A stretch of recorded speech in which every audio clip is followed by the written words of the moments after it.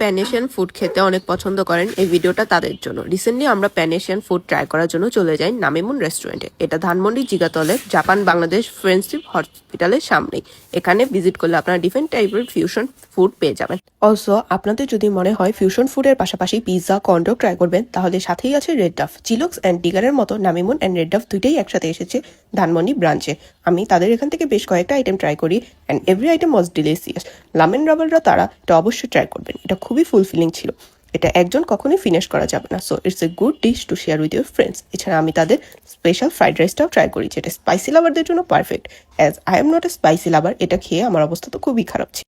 Next নিয়েছিলাম wonton chilli oil, যেটা Everest ছিল, বাট দ্য লিস্ট তাদের নান বানটা বেস্ট ছিল। আমি আবারও যাব এই ডিশটার জন্য। এবার আসি রেড অফ নিয়ে। এখান থেকে মাস্ট এই পিজাগুলো ট্রাই করবেন, অনেক ইয়াম ছিল। স্পেশালি সসেস পিজাটা ফেভারিট আমার।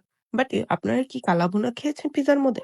আমার কাছে কিন্তু এটা অনেক ইউনিক লেগেছে। তাদের মিট মেশিন পিজাটাও অনেক ভালো ছিল। এছাড়া রেড ডফ কিন্তু তাদের কর্নডগ নিয়ে খুবই ফেমাস অ্যান্ড এগুলোর প্রাইস খুবই অ্যাফোর্ডেবল অ্যান্ড টেস্টিও। স্টুডেন্টদের জন্য best date. Highly recommended this place for food. Also, I hope in time they improved their service and drinks, but their blue ocean was refreshing. আজকে এই পর্যন্ত। আল্লাহ হাফেজ। Don't forget to follow my page.